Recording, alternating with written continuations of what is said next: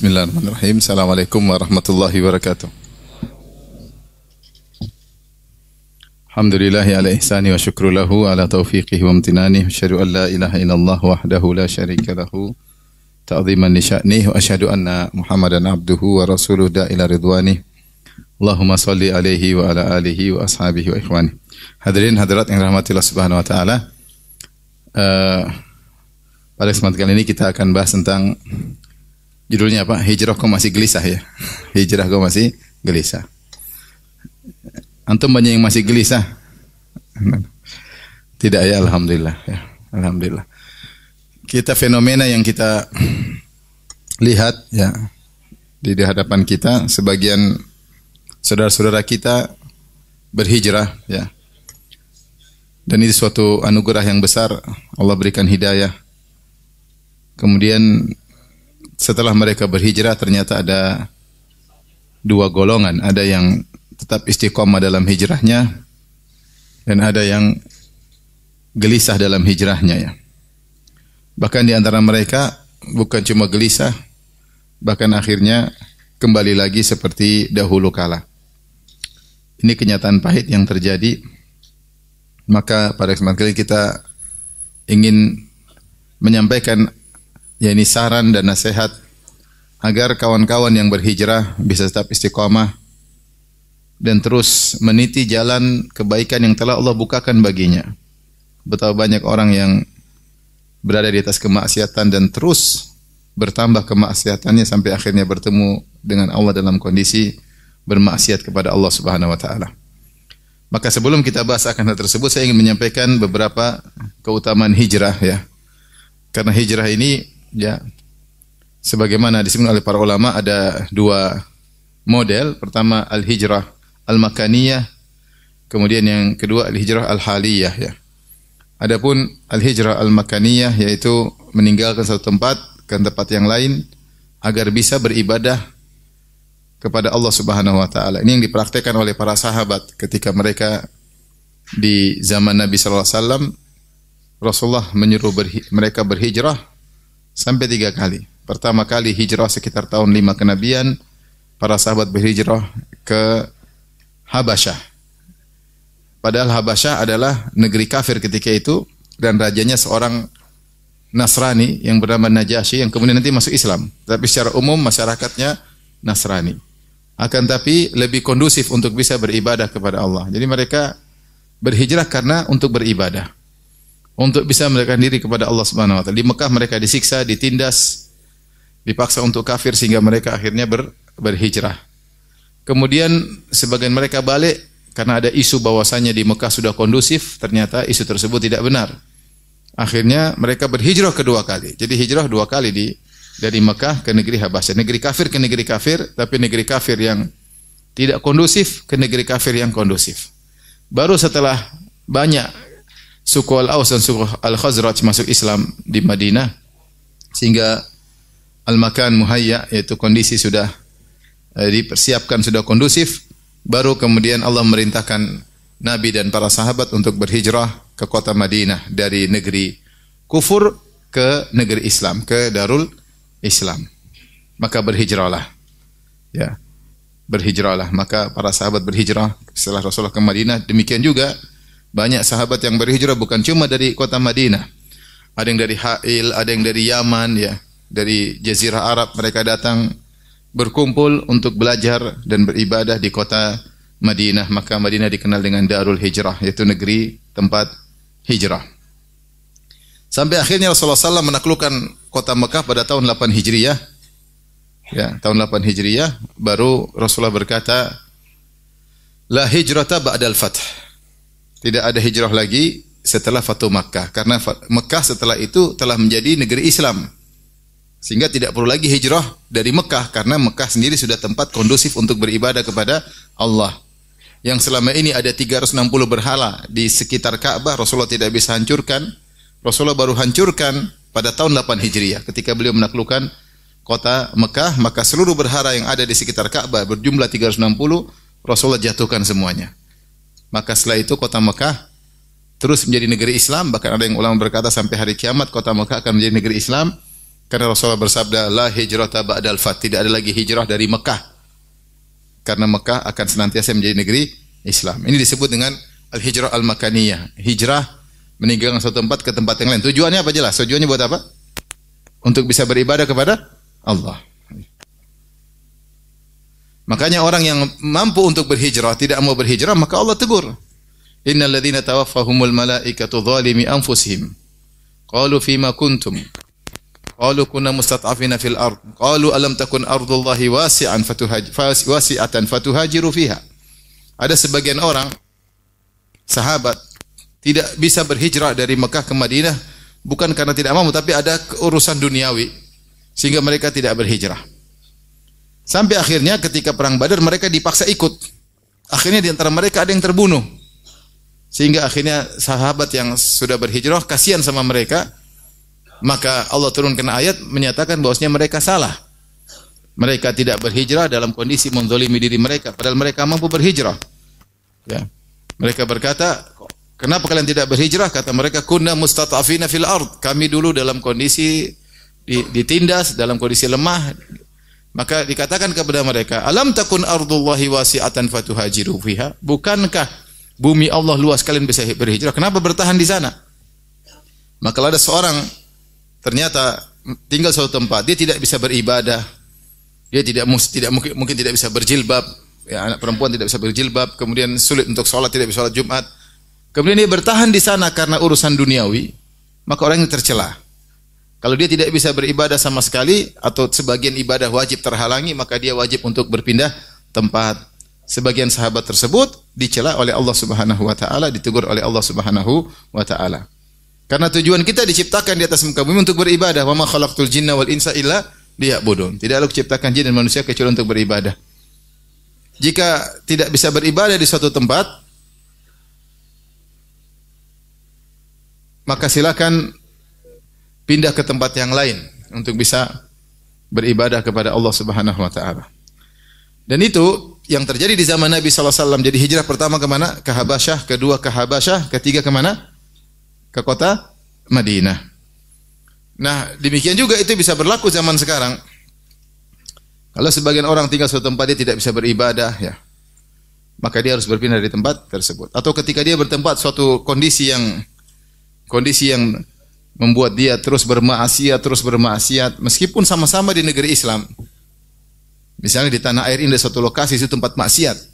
Kalau dia di situ dia terjerumus dalam zina, dia main judi, dia minum khamar karena lingkungan yang luar biasa, maka wajib dia untuk berhijrah, meninggalkan lingkungan tersebut menuju lingkungan yang lebih baik agar dia bisa beribadah kepada Allah Subhanahu wa taala. Karena hidup kita ini harusnya semuanya untuk ibadah kepada Allah Subhanahu wa taala. Qul inna salati wa nusuki wa mahyaya wa mamati lillahi rabbil alamin. Katakanlah bahwasanya salatku, sembelihanku, hidupku dan matiku hanyalah untuk Allah Subhanahu wa taala. Wa ma khalaqtul jinna wal insa illa liya'budun. Tidaklah ciptakan jin dan manusia kecuali untuk beribadah kepada Allah Subhanahu wa taala. Ini namanya al-hijrah al-makaniyah. Tapi ada namanya al-hijrah al-ma'nawiyah atau hijrah kondisi. Yaitu seorang berhijrah dari kondisinya yang suka bermaksiat kemudian menuju kepada kondisi bertobat kepada Allah Subhanahu wa taala. Ini yang Rasulullah SAW sebutkan, al-muslim man salimal muslimuna min lisanihi wa yadihi wal muhajir man hajara ma nahallahu anhu. Seorang muslim yang sejati yang sungguhnya adalah yang di mana kaum muslimin selamat dari gangguan lisannya dan tangannya, dan muhajir yang sesungguhnya adalah yang meninggalkan apa yang Allah larang. Apa yang meninggalkan Allah larang. Bahkan sebenarnya mengatakan jika seorang berhijrah dari Mekah ke Madinah, secara fisik dia berpindah dari satu tempat ke tempat yang kondusif, tapi ternyata di sana juga dia bermaksiat, maka itu bukan hijrah yang sesungguhnya. Karena disyariatkan hijrah itu agar kau meninggalkan maksiat dan beribadah kepada Allah. Tapi kalau kau hanya berpindah tempat, tetapi situasimu atau kondisimu tidak berubah, kau tetap bermaksiat tempat yang sana, maka itu bukan hijrah yang sungguhnya. Makanya sebagian ulama menafsirkan hadis ini, wal muhajir man hajara ma nahallahu anhu. Orang berhijrah sungguhnya adalah yang meninggalkan apa yang Allah larang. Kalaupun tubuhnya sudah berpindah kepada tempat yang kondusif, namun ternyata dia masih bermaksiat, maka dia bukan orang yang sedang berhijrah. Dan hadis ini juga dibawakan kepada makna yang kedua, yaitu al-hijrah al-ma'nawiyah. Dia tidak berpindah secara fisik, dia tetap di tempatnya, tapi dia berubah dari bermaksiat menjadi bertobat kepada Allah Subhanahu wa taala. Maka dari sini kita tahu bahwasanya hijrah adalah ibadah yang sangat mulia. Makanya dalam Al-Qur'an banyak sekali Allah sebutkan innal ladzina amanu wal ladzina hajaru wajahadu fi sabilillah ulaika yarjuna rahmatallah. Allahu ghafurur rahim. Sungguhnya orang beriman, berhijrah dan berjihad, mereka itu yang mengharapkan rahmat Allah Subhanahu wa taala.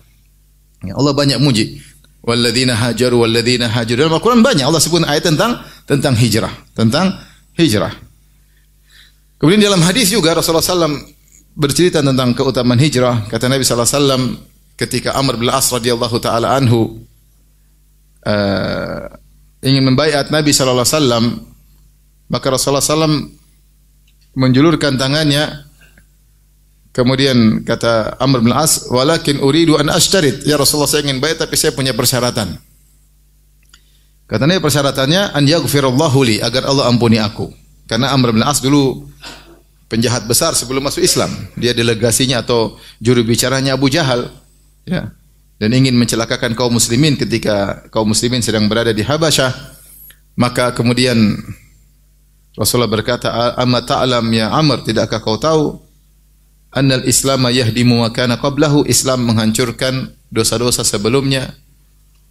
Wa anna taubata tajubbu ma kana qablaha, dan taubat menghapuskan dosa sebelumnya. Wa annal hijrata, dan hijrah tahdimu ma kana qablaha, hijrah menghancurkan dosa-dosa sebelumnya. Wa annal hajja yahdimu ma kana qablahu, dan haji menghapuskan dosa-dosa sebelumnya. Jadi seorang bermaksiat misalnya 50 tahun, kemudian dia baru sadar umur dia 51 atau umurnya 60, kemudian dia sadar, maka dia berhijrah, maka seluruh dosa-dosa yang terlalu akan diampuni oleh Allah Subhanahu wa taala.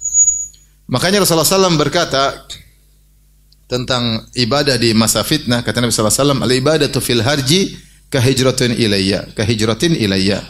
Beribadah di musim fitnah seperti zaman sekarang, orang sibuk dengan fitnah.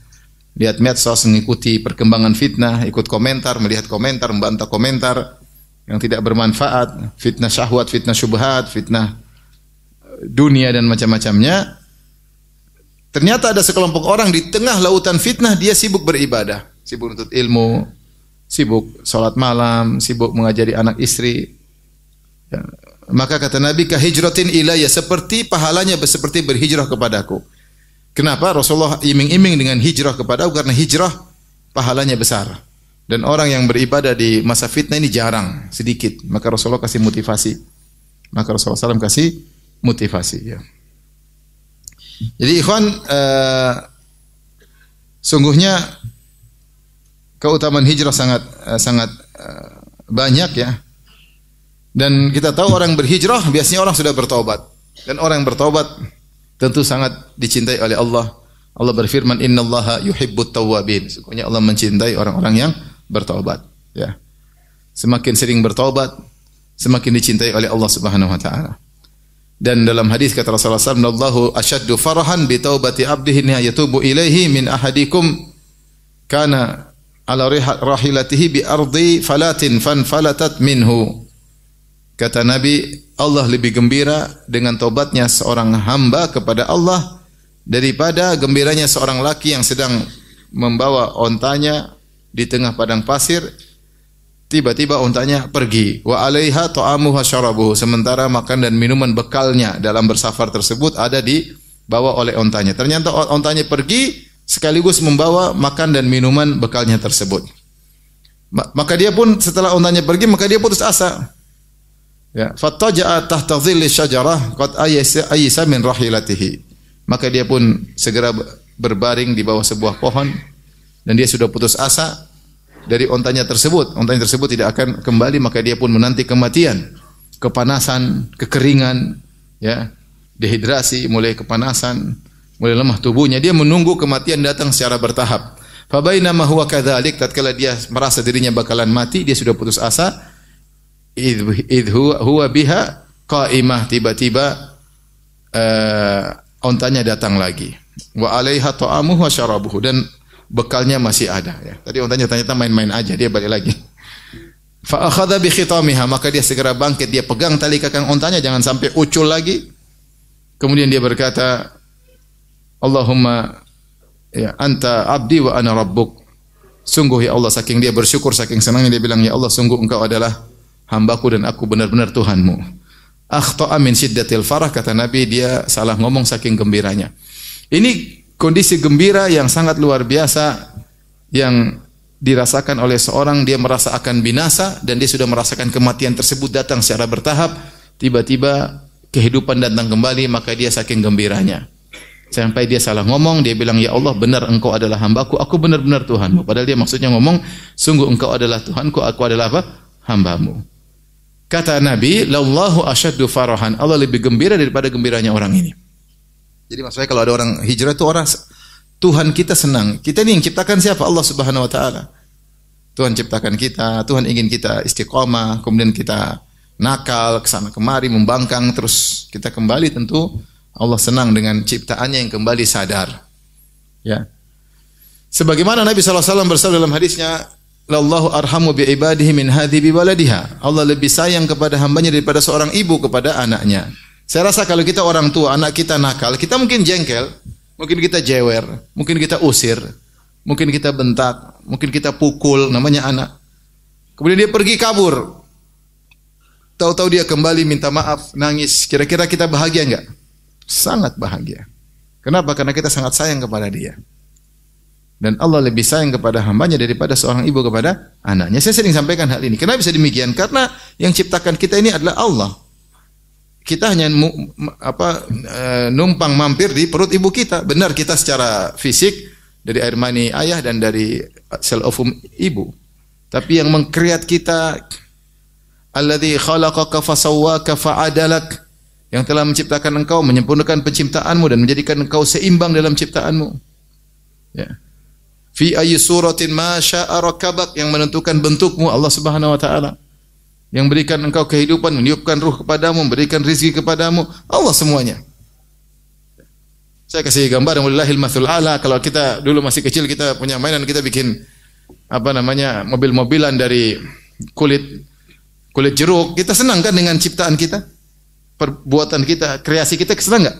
Senang, kita bikin, kita gunting sayang-sayang meskipun begitu. Nah, kita ini bukan kreasi ayah ibu kita ini hasil kreasi sang kreator. Dia siapa? Allah Subhanahu wa taala. Maka ketika kembali kepada Allah, maka Allah senang. Allah gembira karena Allah sayang kepada hambanya yang kembali. Makanya innallaha yuhibbut tawwabin.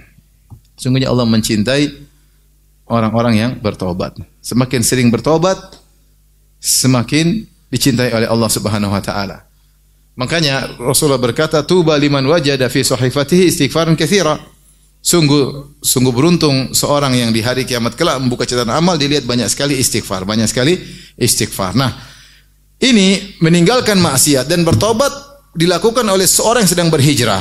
Hijrah secara maknawi, dan ini yang dilakukan oleh banyak saudara kita. Tadinya praktisi riba, kemudian bertobat. Tadinya pemusik, akhirnya bertobat.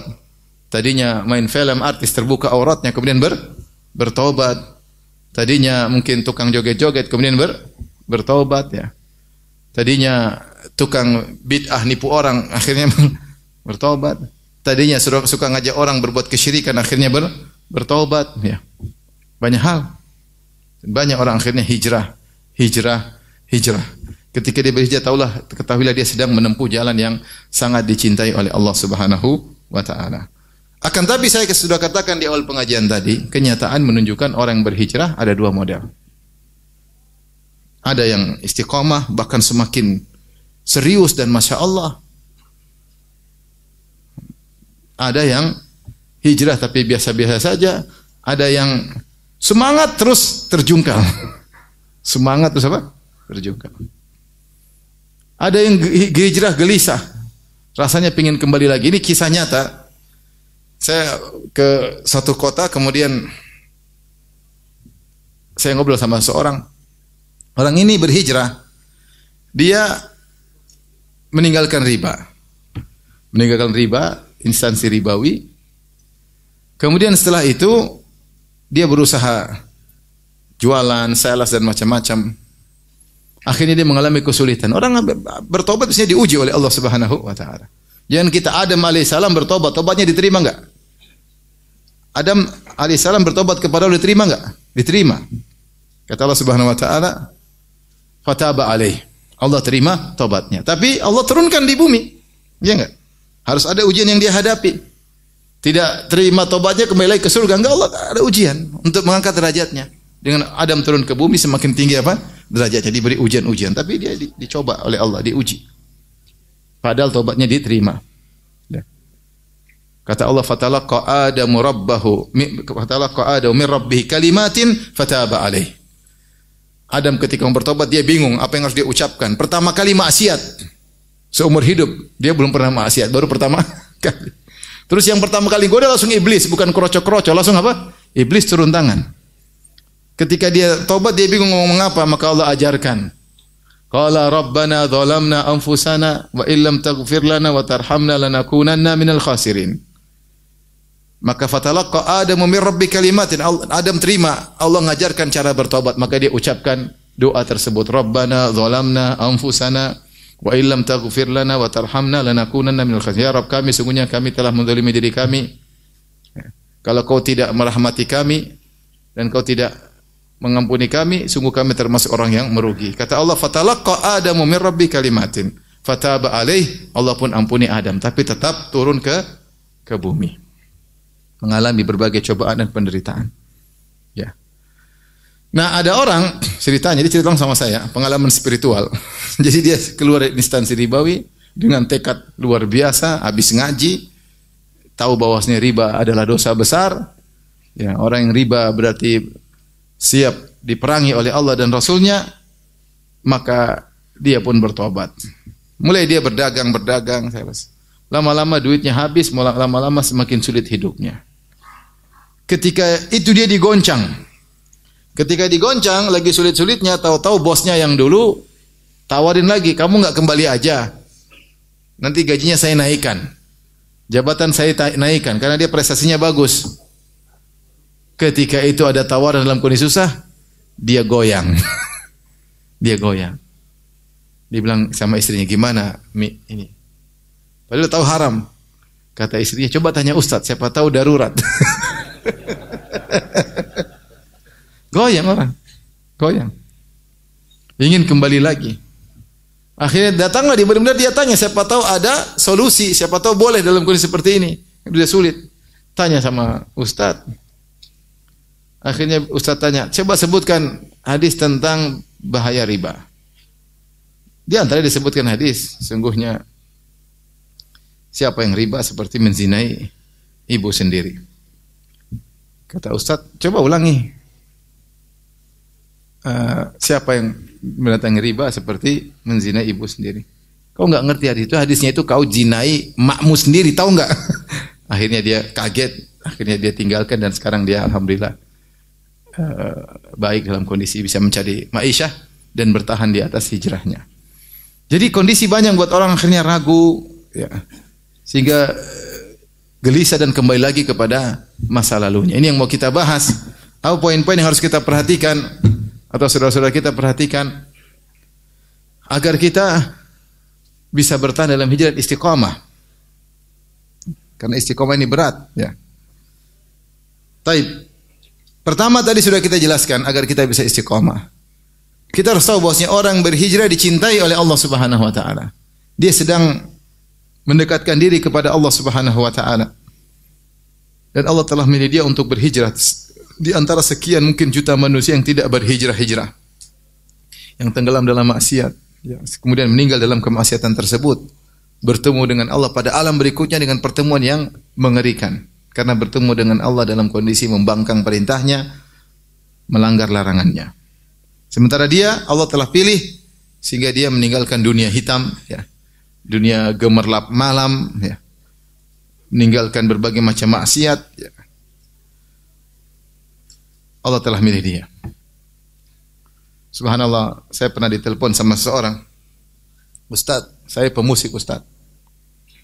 Saya tahu musik haram Ustaz. Tapi saya mau kembali lagi Ustaz. Ada Ustaz yang bilang boleh Ustaz, haram atau tidak? Saya biar mantap Ustaz, haram saya bilang. Ayo udah, makasih Ustaz jazakallahu khair. Jadi goyang mau kembali lagi. Goyang. Padahal orang pemusik tahu bahwasanya musik itu melalaikan. Enggak usah dikasih tahu dalilnya pun dia tahu. Coba setelah dia bermusik kemudian tidak bermusik, dia ngerti tidak bermusik itu nyaman, tentram. Musik itu melalaikan, dia tahu, enggak perlu pakai dalil. Tapi karena kebutuhan duit, BU, butuh apa? Butuh uang, dia pingin kembali lagi. Dia pingin kembali lagi. Taib. Jadi pertama agar kita bisa kokoh dalam hijrah, yang pertama yaitu kita harus tahu bahwasanya hijrah itu pahalanya besar. Apa yang sudah kita geluti dunia hitam mungkin puluhan tahun atau sekian tahun, maka semuanya dibersihkan oleh Allah Subhanahu wa taala. Ada seorang ibu-ibu cerita tentang seorang artis terkenal yang kemudian hijrah. Tapi artis tersebut benar-benar istiqomah dalam hijrahnya. Sampai dia tidak mau lagi kembali ke masa lalunya, bahkan dia malu dengan masa lalunya. Bahkan dia pernah ketemu istri juga cerita bagaimana sedih, masih ada banyak di YouTube film-film yang pernah dia lakoni ya. Tapi tetap bertahan, bahkan dia jualan jilbab, jual sederhana, jual kalau nggak salah jual makanan juga ya.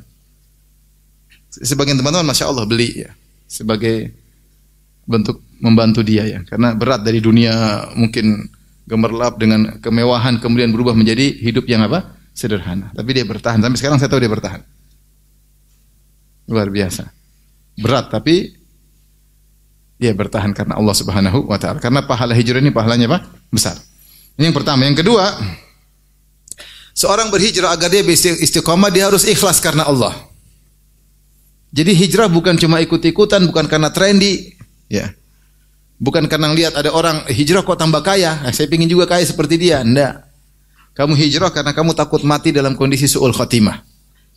Kamu hijrah supaya kamu bertobat bertemu dengan Allah dalam kondisi husnul khatimah. Makanya kalau hijrahnya bukan karena Allah, terkadang dia tidak bisa istiqamah. Karena niatnya bukan karena Allah. Rasulullah SAW bersabda, "Innamal a'malu binniyat wa innamal likulli imri'in ma nawa." Sungguhnya amalan tergantung niat. Dan setiap masing-masing mendapatkan sesuai dengan niatnya. Faman kanat hijratuhu ila Allahi wa rasulihi fa hijratuhu ila Allahi wa rasulihi. Siapa yang hijrahnya karena Allah dan Rasulnya, sungguhnya dia sedang berhijrah karena Allah dan Rasulnya. Jadi mendapatkan pahala dari Allah dan Rasulnya. Jadi ikhlas. Bukan karena riya, bukan karena duniawi. Contoh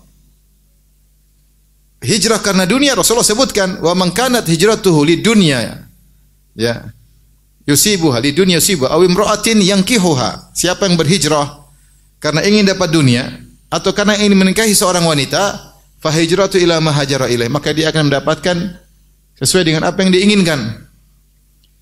Ya, orang berhijrah terkadang bukan karena Allah tapi karena duniawi. Karena wanita ya. Hijrah apa? Supaya bisa nikahi si akhwat itu misalnya. Atau hijrah meninggalkan rokok bukan karena rokok haram tapi takut kena penyakit paru-paru. Ini namanya berhijrah karena duniawi. Dia hijrah tidak mau berzina bukan karena Allah tapi karena takut kena penyakit AIDS. Sama, ini berarti berhijrah bukan karena Allah Subhanahu wa taala.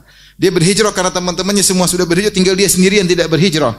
Dia enggak enak, kok kamu belum hijrah juga, akhirnya dia meninggalkan instansi ribawi bukan karena Allah tapi karena enggak enak ditanyain terus. Jangan, hijrah jangan seperti ini.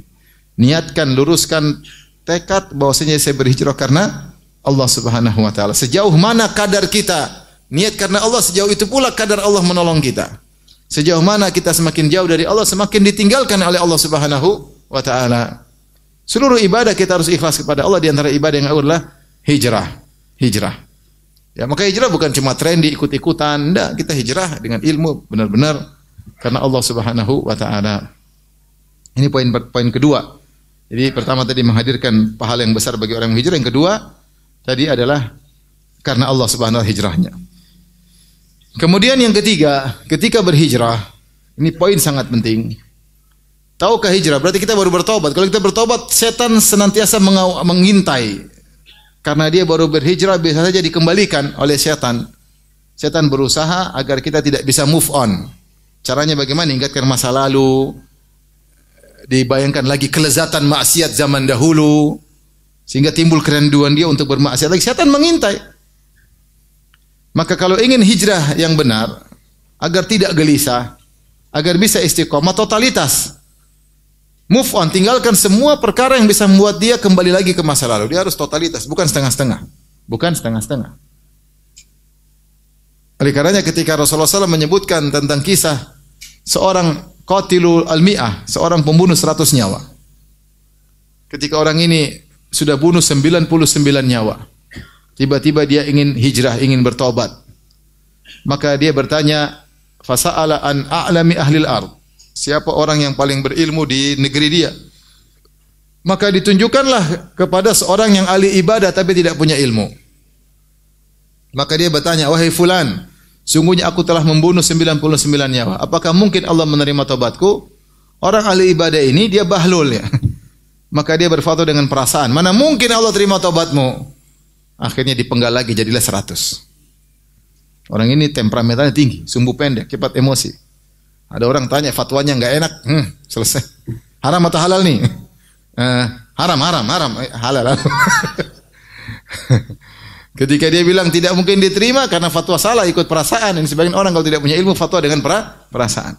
Akhirnya disembelihlah jadi 100. Dan ternyata dia masih pingin penasaran. Dia belum bertemu dengan orang yang ahli ilmu.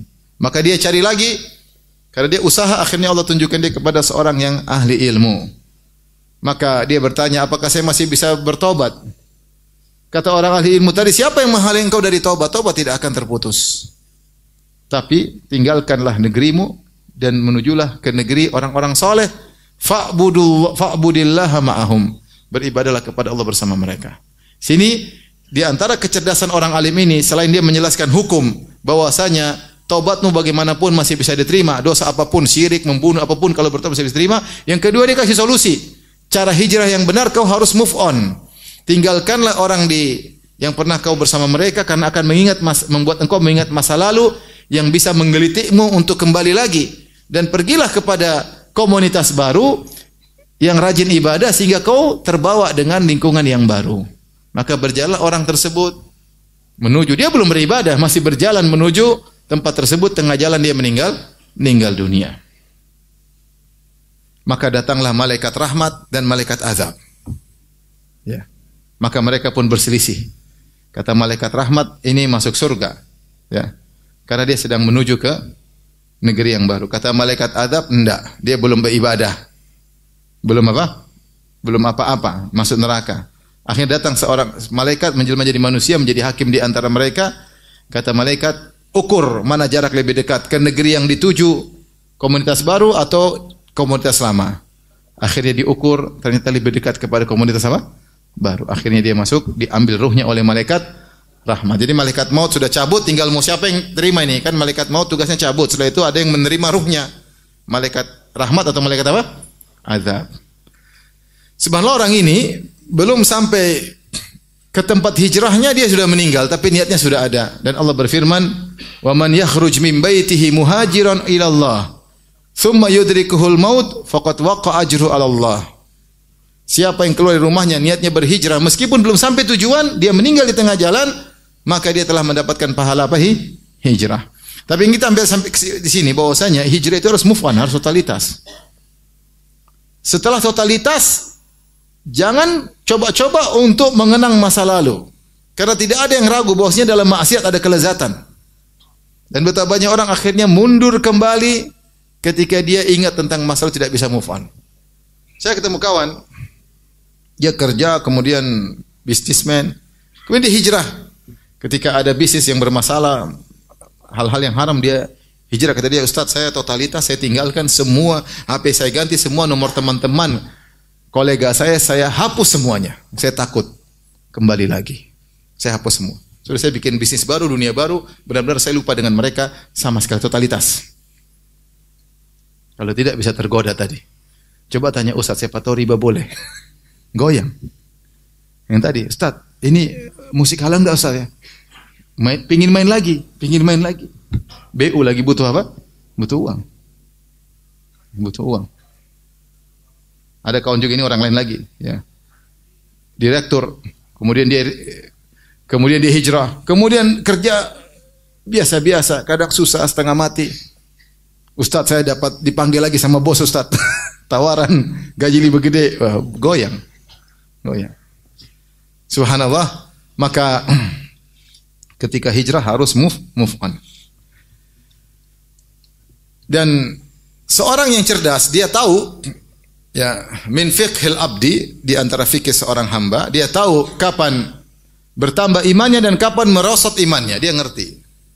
Kita insya Allah tahu, saya kalau begini merosot iman saya. Saya kalau ngobrol sama si fulan, iman saya merosot. Saya kalau gaul sama dia, iman saya merosot. Saya kalau nonton acara begini di YouTube, iman saya merosot. Saya kalau nonton acara begini di YouTube, iman saya naik. Seorang tahu. Pengalaman dia ngerti.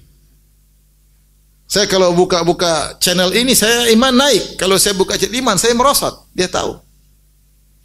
Saya kalau liburan di kota ini, iman saya merosot. Tapi kalau saya liburan di kota itu, iman saya terjaga.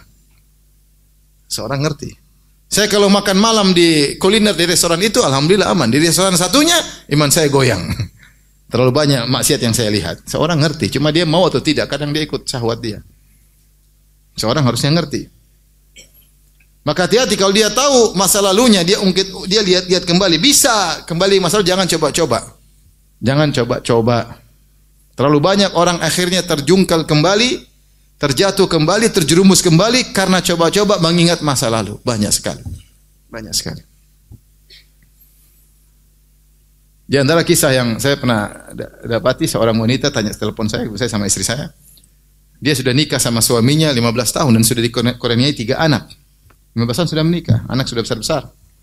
Subhanallah, suaminya main ke dunia maya.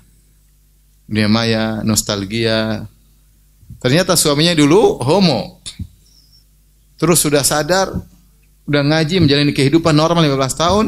Setelah itu dia mulai ingat kembali lagi masa lalunya. Akhirnya dia terjebak dengan syahwat masa lalunya, kelezatan yang dulu. Akhirnya dia terang-terang sama istrinya, akhirnya pisah. Dia tidak harus saya homo, karena dia sudah berubah penampilan semua. Padahal sebelumnya penampilan ikhwan. Kenapa? Coba-coba untuk membaca masa lalu. Saya pernah di Melbourne, ada seorang, pas musim Ramadan saya ke sana. Ustadz, saya diundang sama kawan-kawan buka puasa Ustadz. Tapi habis buka puasa, mereka minum khamar Ustadz. Jadi buka puasanya minum apa? Minum khamar. Ada yang buka puasa rokok ada. Tunggu. Allahu Akbar, Allahu Akbar. Dhahabat dhama'u wa abtalatil uruqu. Insyaallah. Ada yang begitu. Ada yang ternyata lebih parah, buka puasa minum apa? Minum khamar. Ini kisah nyata dia sama saya. Mungkin di negara kafir kita enggak tahu ya. Dia bilang, "Ustaz, sekarang saya diundang lagi apa saya hadir?" Terus gimana? "Saya pernah hadir, saya minum khamar lagi, Ustaz." Janganlah kalau begitu. Jadi dia pernah hadir, ternyata dia tergoda, dia minum khamar lagi. Ramadan tahun lalu. Sekarang Ramadan saya diundang lagi. Jangan. Kalau kau tahu kau pernah jatuh dalam hal tersebut, jangan ulangi lagi. Ini yang buat kita gelisah, kita masih memandang ke masa lalu kita yang suram, itu masalahnya.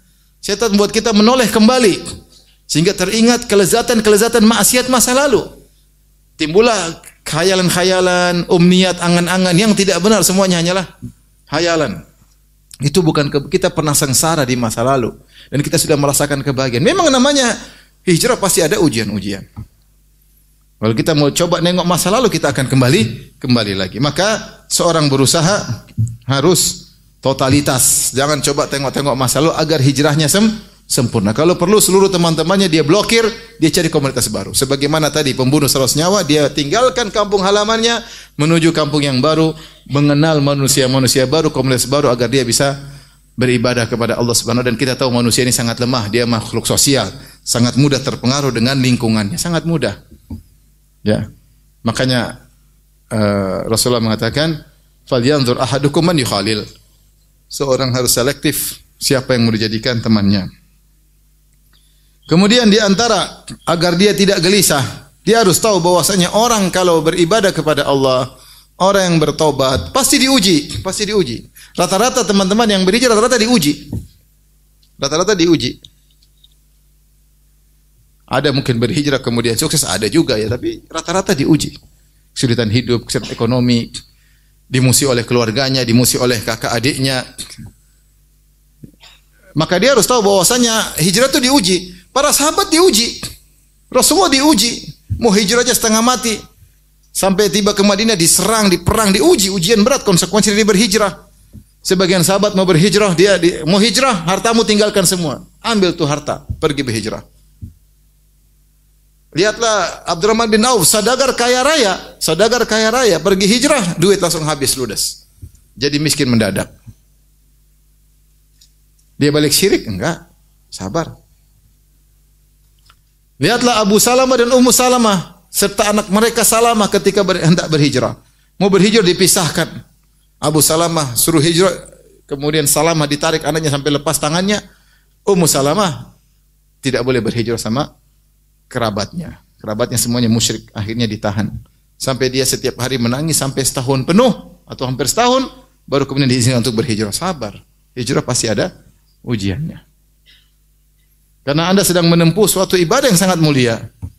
Maka ujian pasti berat dan makanya kita harus bertekad.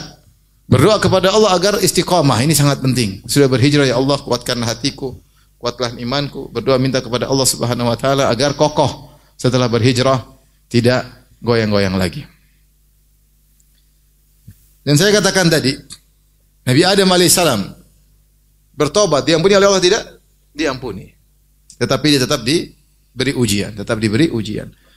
Kita pikir di antara hikmah, saya kadang-kadang lihat benar ada teman berhijrah, dia dulu hancur kacau semua. Setelah dia berhijrah, Allah berikan dia musibah terus. Tapi saya bilang saya husnuzan. Tapi dia sabar.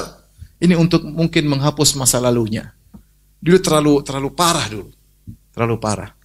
Allah kasih musibah. Tapi dia sabar. Sabar, tetap beribadah, tetap ngaji. Ya, hidup sudah susah, tapi dia bersabar. Bisa jadi dalam rangka untuk menghapuskan masa lalu yang penuh dengan kezaliman. Bisa jadi. Ada orang masa lalu zalim sama orang. Zalim sama orang. Ngambil harta orang, nipu orang. Orang di alam hitam luar biasa ya, dalam kegelapan luar biasa. Ketika dia berhijrah, Allah punya cara yang terbaik buat dia. Ya. Maka dia harus memposisikan dirinya siap menghadapi apa? Ujian. Siap menghadapi ujian. Kemudian sebagaimana Nabi dan para sahabat diuji. Kemudian di antara yang harus dia yakini agar dia kokoh ketika berhijrah, Rasulullah bersabda dalam satu hadis yang maknanya, "Man taraka syai'an lillah, awadahullahu khairan minhu." Siapa yang meninggalkan suatu karena Allah, maka Allah akan ganti dengan lebih baik. Siapa yang meninggalkan suatu karena Allah, maka Allah akan gantikan dengan lebih baik. Dan contohnya dalam Al-Quran banyak, dalam hadis juga banyak. Meninggalkan suatu karena Allah Subhanahu Wa Taala. Di antara disebutkan Nabi Sulaiman alaihissalam. Nabi Sulaiman ketika ut'irada alaihi fil ashiyyi safinatul jiyad ya. Ketika Nabi Sulaiman di sore hari diperlihatkan kuda-kuda yang kuat berlari ya. Akhirnya dia asyik nonton pameran kuda, dia tidak sempat, ada yang mengatakan tidak sempat salat asar, ada yang mengatakan tidak sempat zikir petang. Hatta tawarat bil hijab, sampai matahari tenggelam. Dia kaget, ya Allah, matahari tenggelam, tidak sempat zikir petang atau tidak sempat salat asar sebagaimana pendapat ulama. Dia tahu dia salah karena lalai, karena keasyikan nonton kuda yang lari cepat. Safinatul jiyad, kuda yang indah. Apalagi kuda tersebut kalau sudah, kuda kakinya berapa? 4 atau 3? Nah, kuda kakinya berapa? Kuda Semarang kakinya berapa? 4. Tapi kuda tersebut kalau sudah angkat satu kaki, dia lagi gaya, keren banget. Kuda itu kalau lagi angkat kaki satu, keren. Kalau kita angkat kaki satu, lucu ya. Tapi kalau kuda, dia lagi berdiri, satu kakinya diangkat, dia lipat, keren banget. Indah terlihat ya. Indah terlihat. Nah, Nabi Sulaiman AS terpesona dengan kuda-kuda tersebut, sampai mati tenggelam, dia lupa zikir. Dia mengatakan, rudduha alayya, kembalikan kuda-kuda tersebut. Fatafiqa massan bisuqi wal a'naq, maka dia sembelih kuda-kuda tersebut. Kuda-kuda tersebut membuat dia lalai untuk ingat Allah Subhanahu wa taala ya.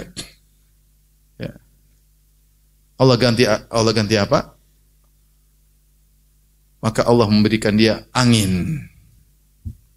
Ganti dengan yang lebih apa? Baik. Angin, terbang kemana-mana, tidak perlu naik kuda, lembut, lebih enak daripada pesawat. Kalau pesawat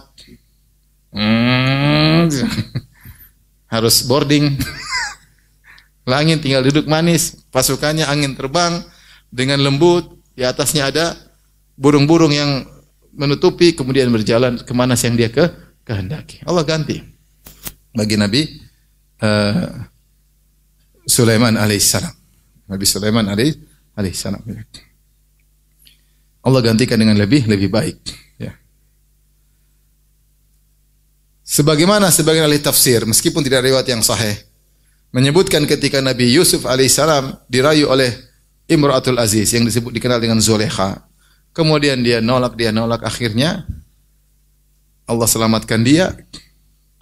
Dia meninggal satu karena Allah Subhanahu wa taala. Akhirnya sebagian ahli tafsir menyebutkan Israiliyah tapi tidak ada dalilnya, cuma sekedar ahli tafsir nyebutin. Setelah itu kemudian suami Zulekha meninggal, akhirnya sang raja memberikan posisi kepada Nabi Yusuf sebagaimana posisi suaminya sang Zulekha. Kemudian bagaimana kalau kau nikahi wanita tersebut yang sangat cantik jelita? Akhirnya ketemu lagi dengan siapa?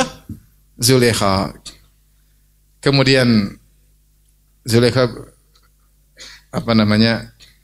kata Nabi Yusuf, akan begini bagus. Tidak seperti waktu itu haram. Kalau ini apa? Halal. Ya. Allah ganti dengan yang lebih baik dengan cara yang apa? Yang halal. Ya. Kalau dulu berzina, zina dengan istri orang, tidak benar semuanya. Ya, meskipun riwayatnya tidak ada riwayat yang sahih, tapi sekedar contoh ya. Kalau kita bilang sesuatu karena Allah akan ganti dengan lebih baik. Ya. Taib. Ini harus kita yakini hadis ini. Dan betapa banyak orang ya ketika dia yakin Allah ganti dengan lebih baik. Saya pernah ketemu seorang, saya pulang haji ketemu dengan dia. Dia bilang, "Ustaz, saya penjual tembakau. Kebun saya luas. Saya sadar gara-gara nonton video Ustaz. Rokok itu haram. Pokoknya saya terima aja lah, saya tidak protes. Langsung habis itu saya benar-benar totalitas, saya buyar, tidak ada lagi dagang tembakau, saya dagang yang lain. Alhamdulillah sekarang saya hampir tiap tahun haji. Subhanallah. Allah ganti dengan dagangan yang lebih lebih baik ya. Taib, yang perlu kita yakini, baik tersebut tidak mesti ekonomi lebih baik, tidak mesti. Bisa jadi Allah ganti yang lebih baik maksudnya kebahagiaanmu, kau lebih bahagia meskipun ekonomi pas-pasan, meskipun ekonomi agak susah. Allah tahu yang terbaik bagi kita. Tapi yakinlah kalau kita ikhlas karena Allah, Allah pasti ganti dengan yang lebih baik, tidak mesti ekonomi kita. Bisa jadi kebaikan dari rezeki yang lain berupa keimanan, berupa kesabaran, berupa rajin untuk ibadah. Dibandingkan kita ingat tentang masa lalu kita yang kemudian hanya foya-foya, hanya buang-buang umur, hanya maksiat, tiap hari menghabiskan umur untuk maksiat yang kalau dibuka catatan amal kita sangat malu sekali kalau diperlihatkan pada hari kiamat kelak ketika kita bertemu dengan Allah, sekarang diganti dengan banyak kebaikan. Tapi banyak orang-orang secara ekonomi juga diganti lebih baik. Saya juga ketemu kemarin seorang beberapa waktu ya, ngisi, kemudian dia bilang, "Ustaz, saya pengen cerita spiritual saya." Silakan. Ceritanya dia kerja suatu perusahaan dan gajinya cukup besar. Kemudian dia ngaji, dia tahu riba itu hukumnya apa? Haram. Maka dia hentikan kerjaannya tersebut. Ketika dia berhenti dari kerjaan, Allah kasih dia sakit. Dia sakit. Sampai dia sakit, dia tidak bisa beraktivitas. Saya lupa sakitnya apa. Dia susah sampai dia cuma bisa baca Quran. Dia cuma bisa baca Quran. Selain itu dia nggak bisa. Ketika dia baca Quran, dia bertemu dengan ayat-ayat yang memberikan dia semangat untuk keimanan. Akhirnya dia pun sembuh dan dia tetap bertekad tidak mau riba. Dia bilang sama istrinya, barang yang kita punya kita jual. Kita jualan aja, dagang. Kalau kita nggak berhasil, kita pulang kampung. Sudah nggak usah di Jakarta, pulang kampung. Pokoknya kita totalitas. Dagang, gagal, dagang lagi gagal. Kemudian tabungan semakin habis. Subhanallah, di akhir dia sukses. Belum sampai dia bilang saya baru sadar dia belum ada 2 tahun. Sekarang udah punya rumah gede, rumah besar, mobil Alphard, Masya Allah. Belum sampai 2 tahun.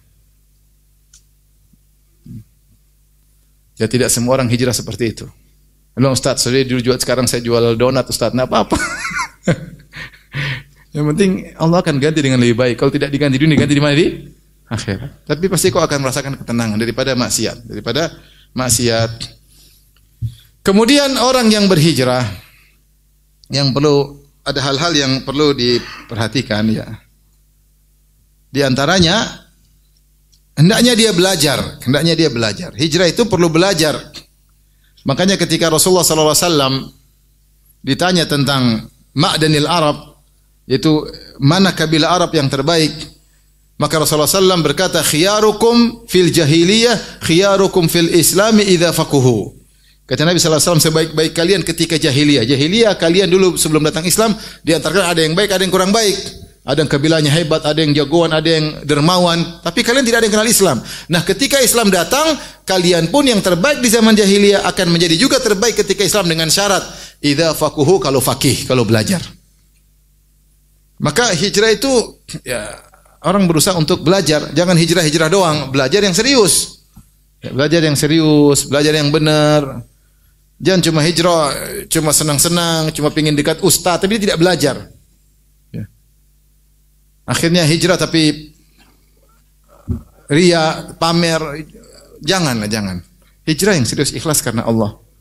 Kita sekarang mulai dari nol, banyak hal yang harus kita perbaiki. Sebagian orang hijrah tapi dia ingin tampil juga. Dia sudah karena dia dulu terkenal, dia ingin setelah hijrah tetap terkenal. Hijrah belajar.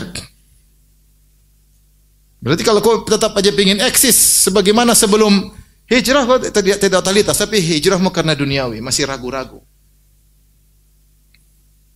Demikian juga kita dai, kalau ada hijrah jangan juga kita kemudian buat dia nanti dia imannya enggak kuat.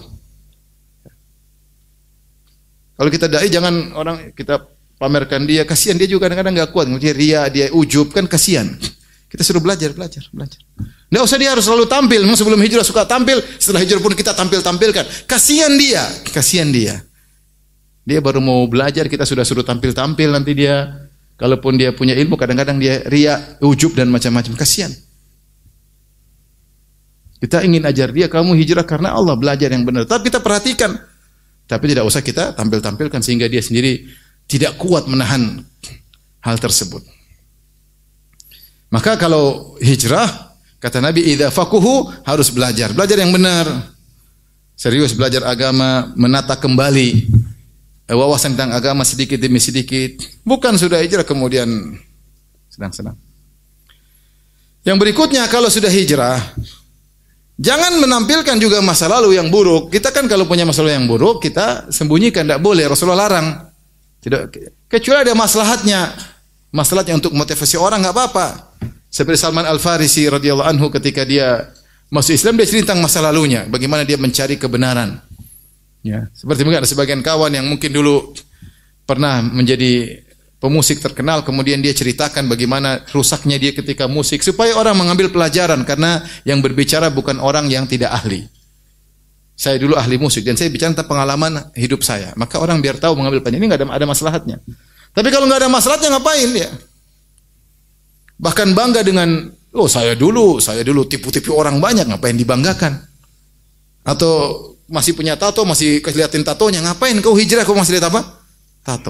Tato dibuka gambar cewek, banci kamu. Maksudnya ngapain pamer tato lagi? Udah kamu berhijrah serius. Bukan untuk pamer-pamer kau dulu bajingan, ngapain? Sebisa mungkin kau sembunyikan. Ya. Hijrahnya masih ada kandungan ria-ria, pengen pamer-pamer. Jangan, orang seperti mudah tunggal, mudah jatuh. Ya. Makanya kita dai harus ngerti akan hal ini, jangan kita spekulasi dengan mereka orang seperti ini ya. Karena banyak orang yang kemudian terjungkal kembali. Maka jangan pernah pamer-pamer masa lalu kita yang buruk ya. Kalau kita cerita ada hal yang bermaslahat, maka kita cerita. Kalau tidak, ya, maka jangan pernah kita pamer masa lalu kita yang buruk. Nanti kita bisa kembali kepada masa lalu. Kemudian ketika berhijrah ya, dia berusaha mencari rezeki yang halal semampu dia. Berdoa kepada Allah. Mungkin setelah dia tadi hijrah dari rezeki yang haram, ya, maka dia menangis minta kepada Allah, salat malam, insyaallah Allah akan kasih solusi. Karena Allah berfirman, "Yattaqillaha yaj'al lahu makhraja." Siapa yang bertakwa kepada Allah, Allah pasti kasih apa? Solusi. Wa yarzuquhu min haitsu la yahtasib. Dan Allah akan beri dia rezeki dari arah yang tidak dia sangka-sangka. Itu pasti. Tinggal kita takwa atau tidak. Maka seorang berjuang salat malam, berdoa kepada Allah, menangis, berbulan-bulan minta kepada Allah, pasti ada solusi. Bilang ya Razzaq, wahai pemberi rezeki. Aku meninggalkan rezeki karena Engkau ya Allah rezeki yang haram. Gantilah dengan rezeki yang halal. Minta kepada Allah Subhanahu dengan penuh keyakinan. Mudah bagi Allah untuk merizki siapa saja. Maka minta kepada Allah. Suatu saat insya Allah dan pasti Allah akan bukakan rezeki buat seorang yang demikian. Tiap malam dia bangun, dia ketuk pintu. Tiap malam dia ketuk pintu. Tiap malam dia ketuk pintu. Sepertiga malam terakhir orang semua sedang tidur, dia bangun merengek-rengek ketuk pintu Allah. Suatu saat pintunya akan dibuka. Cepat atau lambat. Cepat atau lambat. Ya. Taib. Perbanyak ibadah ya, perbanyak ibadah karena Allah sudah menjamin siapa yang beriman dan beramal soleh pasti tidak gelisah. Kata Allah Subhanahu wa taala, "Man 'amila shalihan min dzakarin aw untha wa huwa mu'min, falanuhyiyannahu hayatan thayyibah." Siapa yang beramal soleh laki atau wanita dan dia beriman, maka akan kami berikan dia kehidupan yang bahagia. Dia pasti bahagia jika dia benar imannya. Jika benar takwanya, jika dia beramal saleh. Orang hijrah mulai dia menata dirinya beramal saleh. Karena sudah lama bertahun-tahun dia dalam kegelapan. Maka ini kesempatan bagi dia untuk perbaiki diri, ya. Jangan hijrah kemudian masih senang-senang. Oke lah mungkin, tapi ada tahapan. Ada orang hijrah tapi senangnya masih jalan-jalan terus, foya-foya terus. Ustadznya juga memfasilitasi. Kapan dia totalitas begini? Masih suka happy-happy, masih suka dilihat orang, jadi perhatian orang. Ngapain seperti itu? Ya boleh, tapi kita ngarahin, jangan gini terus. Jadi pingin hijrah, tapi pingin kesenangannya tetap legal. Maksudnya, jangan begitu. Kita yang dai kita arahkan. Jangan kita malah melegalkan kesenangannya, ya. Akhirnya malah dai-nya yang diajari untuk bisa senang-senang sama dia. Ini repot, jangan. Kita punya amanah di hadapan Allah mengimbing orang untuk menjadi lebih baik. Ya mungkin secara bertahap benar, tapi jangan terus bertahan pada hal tersebut, harus naik pangkat. Lebih dekat kepada Allah, lebih meninggalkan perkara yang sia-sia, lebih zuhud kepada dunia. Bukan kemudian ngajarin, oh kamu hijrah, oh mobil mewah enggak ada masalah, silakan beli mobil baru. Jangan ngajarin foya-foya. Ini orang baru hijrah ya, kita pelan-pelan mulai kita ajar dia untuk semakin zuhud. Bukan malah kita terbawa hingga hijrah dia tidak pernah totalitas. Tanggung hijrahnya. Wallahu alam bisawab, ini saja yang saya sampaikan. Semoga kawan-kawan kalau sudah berhijrah diberi istiqomah oleh Allah Subhanahu wa taala. Kapan gelisah baca Quran? Baca Quran, berdoa kepada Allah, insyaallah gelisah itu hilang. Jangan gelisah nonton film Korea, tambah gelisah ya. Gelisah baca Quran, zikir, berdoa, insyaallah gelisah itu hilang. Baca doa Allahumma inni abdun ibnu amatik nasiyati biyadik madin fiyya hukmuk adlun fiyya qada'uk as'aluka bi kulli ismin huwa lak sammaita bihi nafsak aw anzalta fi kitabik aw 'allamta ahadan min khalqik aw ista'tharta bihi fi ilmil ghaibi indak anta jal qur'ana rabi'a qalbi wa nura sadri wa jala'a huzni wa dhahaba ghammi. Baca doa tersebut. Ya Allah, aku adalah hamba-Mu, ciptaan Engkau ya Allah, dan aku adalah putra dari hamba-Mu. Ayahku juga ciptaan-Mu. Aku adalah putra dari hamba perempuan-Mu. Ibuku juga ciptaan-Mu. Ubun-ubunku di tangan-Mu. Kau yang mengatur kebahagiaanku, Kau yang mengatur rizkiku. Madin fiyya hukmuk, segala keputusan pasti berlaku kepadaku. Adlun fiyya qada'uk, segala yang aku jalani pasti keadilan darimu. Kau tidak mendolimi siapapun. Maka aku mohon kepada Engkau dengan bertawasul dengan seluruh nama-Namu yang terindah yang Kau turunkan ke dalam Al-Quran, atau Kau ajarkan kepada salah seorang dari hamba-Mu, malaikat atau nabi Kau ajarkan, atau Kau sembunyikan dalam ilmu gaib-Mu. Aku bertawasul dengan nama-Namu yang indah semuanya tersebut, agar Kau menjadikan Al-Quran adalah penyejuk hatiku, cahaya bagi dadaku, penghilang kegelisahanku dan penghilang kesedihanku. InsyaAllah hilang. Jangan kemudian lagi gelisah, telepon kawan-kawan lama, ayo. Nah ini tambah gelisah. Jadi kalau hijrah totalitas. Memang tidak bisa langsung, tapi bertahap. Bertahap. Tidak juga langsung kenceng, terjungkal. Pelan-pelan, semuanya pelan-pelan. Demikian saja, saya ada acara selanjutnya, ya, ada kajian lagi, khawatir terlambat. Subhanakallah bihamdik, asyhadu an la ilaha illa anta, astaghfiruka wa atubu ilaik. Assalamualaikum warahmatullahi wabarakatuh.